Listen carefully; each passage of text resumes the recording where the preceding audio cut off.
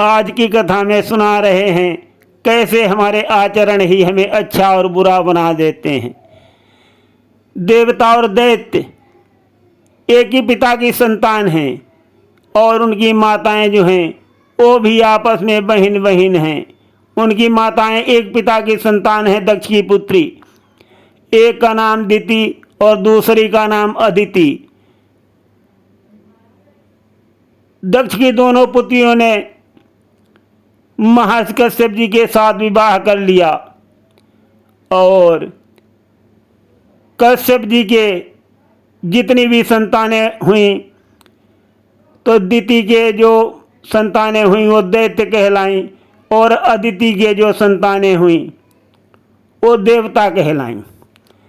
देवता लोगों के आचरण और उपकार के कारण वो देवता और फरिश्ता कहलाते हैं, परंतु दैत्य जो हैं दूसरे को सताते हैं,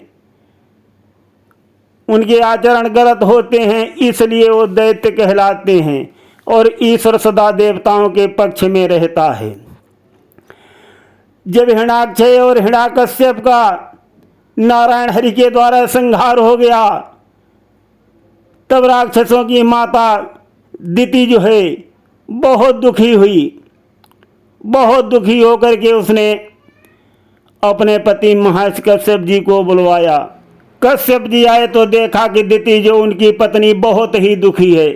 उन्होंने पूछा, क्यों इतना दुखी हो, तुम क्या चाहती हो, मुझे किस लिए बुलवाया है?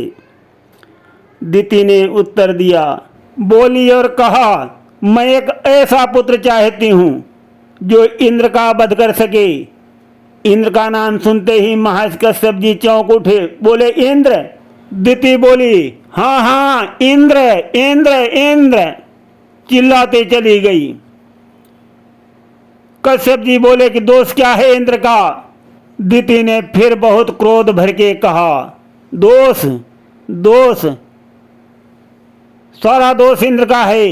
हमारे पुत्रों की हत्या अवश्य विष्णु ने की है, परंतु सारी करामात जो है वो इंद्र की है। इंद्र के बहकावे में आकर के ही नारायण हरि ने हमारे पुत्रों का वध किया है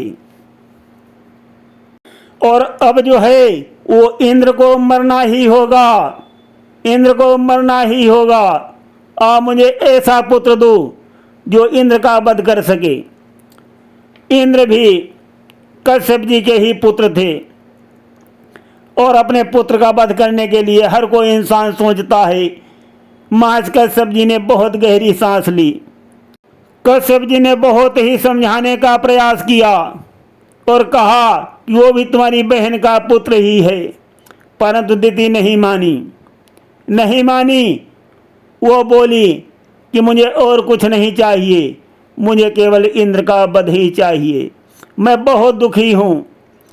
कश्यप जी सोचने लगे, ये तो सचमुच बहुत दुखी है और इसकी पीड़ा को शांत करना मेरा परम कर्तव्य है। यही सोचकर उन्होंने कहा कि ठीक है, ऐसा हो जाएगा, मैं सहमत हूँ, परंतु उसमें कुछ शर्तें हैं, तुम्हें शर्तों का पालन करना पड़ेगा। बोले कि वो भ्रूण तुम्हारे गर्भ में 100 वर्ष तक रहेगा। इन 100 वर्षों तक तुमको बहुत नियम और संयम से रहना पड़ेगा और अगर ये तुम्हारे नियम और संयम टूट गए तो तुम्हारा पुत्र जो है इंद्र का शत्रु नहीं मित्र बन जाएगा, मित्र।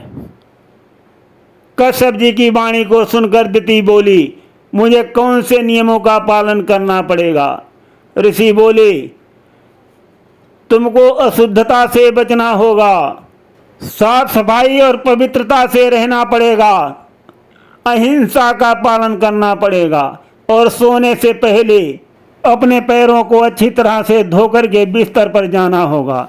और अगर सारे नियमों का पालन तुमने अच्छी तरह कर लिया तो सचमुच तुम्हारा पुत्र जो है वो इंद्र का वध करने वाला होगा। ऋषि की वाणी को सुनकर दिति हंसी और बहुत ही श्रद्धा से सभी नियमों का पालन करने लगी और शीघ्र ही उद्देश्य के प्रति उसका संपन्न इतना प्रचंड हो गया, इतना प्रचंड हो गया कि ये समाचार जो है चारों ओर फैल गया। गंधर्वों ने देवताओं को और यक्षों ने दैत्यों को इस बारे में बताया और ये समाचार जो है देवराज की माता अदिति तक भी पहुंच गया। उन्होंने तुरंत इंद्र को जो है सतर्क कर दिया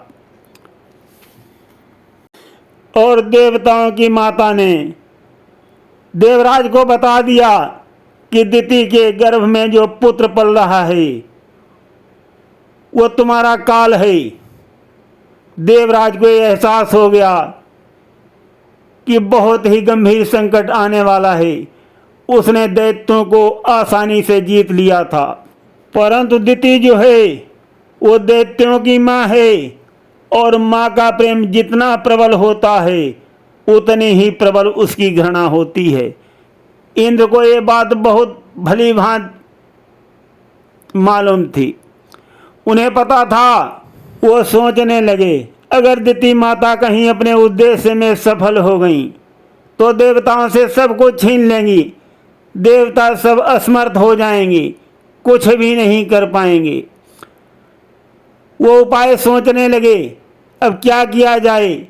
सोचा कि दिति माँ के गर्भ के अंदर प्रवेश करके गर्भ को नष्ट कर दिया जाए, परंतु ये काम इतना आसान नहीं था। दिति के कठोर तप ने उनके गर्भ को अभेद बना दिया था। इंद्र को अचानक एक विचार आ गया, सोचने लगे दिति की तपस्या जो है वो कश्यप ऋषि जी की शर्तों पर ही टिकी हुई है। उसका शरीर गर्भ में पल रहे भ्रूण के लिए अभेद इसलिए हो गया है क्योंकि उसने अब तक प्रत्येक नियमों का सफलतापूर्वक पालन किया है, किंतु यदि उसमें से कोई भी भूल हो जाए तो उल्टा हो जाएगा। अब इंद्रदेव जी यही सोचने लगे।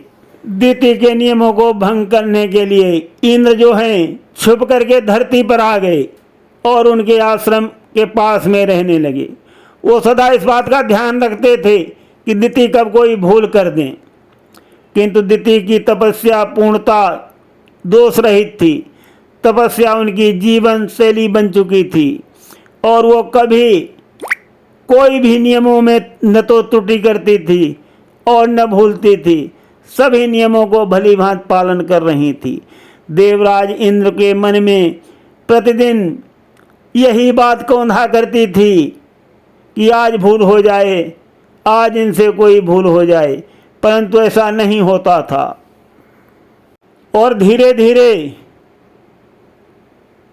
दिति का जो समय था पुत्र जन्म देने का वो भी निकट आने लगा। इंद्र अब चिंतित होने लगे, परेशान रहने लगे, निराश होकर सोचने लगे अब तो मेरा अंत जो है वो निकट ही है। मात्र 3 दिन बचे। इंद्र ने हार करके संपन्न कर दिया और उसने अपने लिए शोक गीत तक लिखवाना शुरू कर दिया था। अचानक एक दिन ऐसा आया जो सारी बाजी पलट गई। दिति को गर्भावस्था पूर्ण तो हो चुकी थी, किंतु अब उसे थकान रहने लगी थी। कठोर तपस्या ने उनके शरीर को नकारात्मक प्रभाव डाला था। उस शाम दिति रोज की अपेक्षा अधिक थकान महसूस कर रही थी। वो बिना पैर धोए ही सो गईं। देवराज को बहुत खुशी हुई। इंद्र को इसी दिन की तो प्रतीक्षा थी। सहसा दिति दुर्बल हो गई और उनका गर्भ जो है असुरक्षित हो गया। अगले ही क्षण इंद्र उसके गर्भ में प्रवेश कर गए। इंद्र ने वज्र का आवाहन किया और गर्भ में पल रहे भ्रूण के 60 टुकड़े कर दिए। वो हाँफ रहा था परंतु हंस भी रहा था। अचानक उसका दम घुटने लगा। गर्भपात पूर्ण नहीं हुआ था। 7 टुकड़े अब भी जीवित थे। वे छटपटा रहे थे और विलाप कर रहे थे। क्रोध और उलझन से भरे इंद्र ने चिल्लाकर कहा, माँ रुद्र यानी रो मत, परंतु उसका प्रयास जो है वो व्यर्थ हो गया। गर्भ के 60 टुकड़ों का स्वर लगातार ऊंचा होता जा रहा था। देवराज ने हताश होकर प्रत्येक टुकड़े से फिर से 7 टुकड़े कर डाले, फिर भी उनका अंत नहीं हुआ। उनका रुदन और 7 गुना बढ़ गया। घर में हो रहे कोलाहल को सुनकर दिति जाग गई और इंद्र वहां से गायब हो गए। दिति ने पेट पर हाथ रखा तो तुरंत समझ गई उसके साथ छल हुआ है और वो हार चुकी थी। वो समझ गई कि मैं हार गई हूँ। एक क्षण चूक जाने से 100 वर्ष की तपस्या नष्ट हो गई। और जैसा ऋषि ने अपनी पत्नी से कहा था, अगर तुम्हारा नियम टूट गया तो उल्टा हो जाएगा, तो उल्टा हो गया। इंद्रदेव ने उनके गर्भ में जाकर के जो भ्रूण पल रहा था उसके 49 टुकड़े कर दिए और वो 49 टुकड़े जो है वो मरुत कहलाए हवा, 49 पवन, और वो इंद्रदेव के शत्रु नहीं बल्कि मित्र हो गए। और अब हम कथा को यहीं पर विश्राम देते हैं। सुनते रहिए गिरीश अध्यात्म में अत्यंत कल्याणकारी और रोचक कथाएं। धन्यवाद।